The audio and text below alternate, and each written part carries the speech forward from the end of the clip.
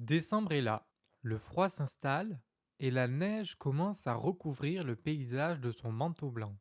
Mais pour beaucoup, cette période festive rime aussi avec charge de travail intense. Entre les deadlines, les réunions de fin d'année et les préparatifs des fêtes, on peut rapidement se sentir enseveli sous un véritable blizzard de responsabilités.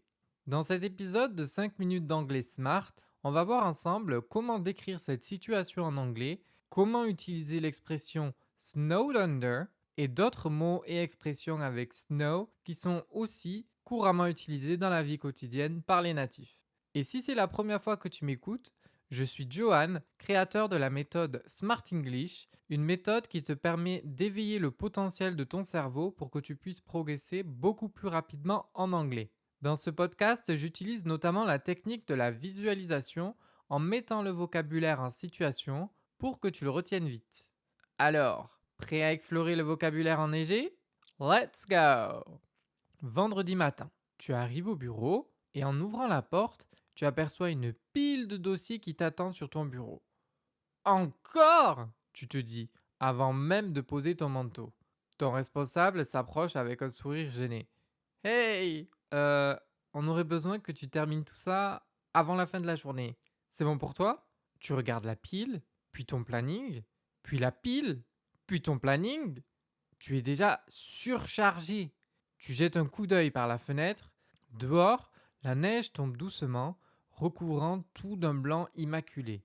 Mais à l'intérieur, tu te sens déjà enseveli sous un tas de choses à faire en cette fin d'année. Tu murmures alors I'm completely snowed under.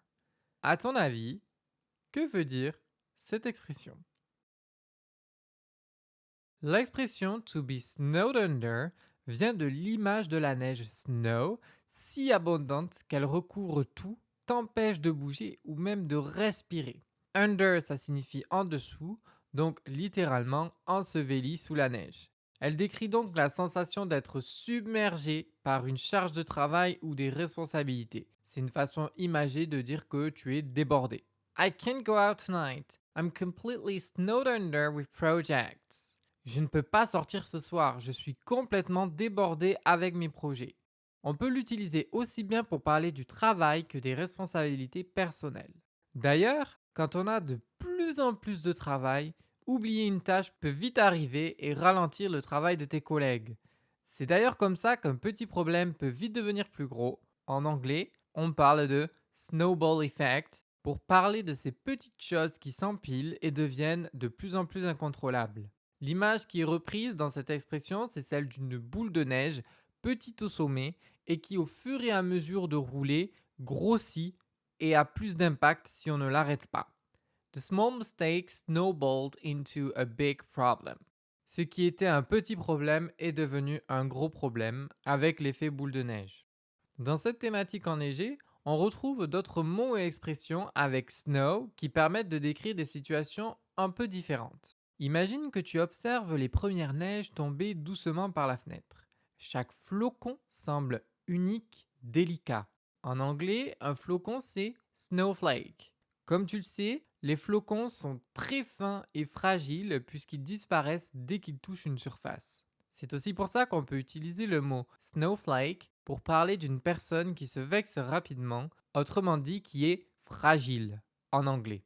Don't take it personally, you're not a snowflake.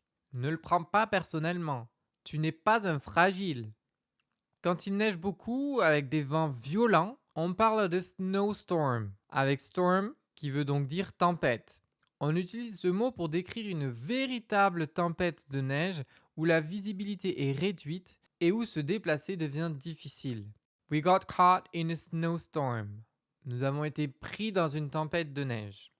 Imagine maintenant que tu es dehors, entouré d'un paysage entièrement blanc, où le reflet intense de la lumière du soleil sur la neige t'éblouit, te désoriente et te rend aveugle un court instant.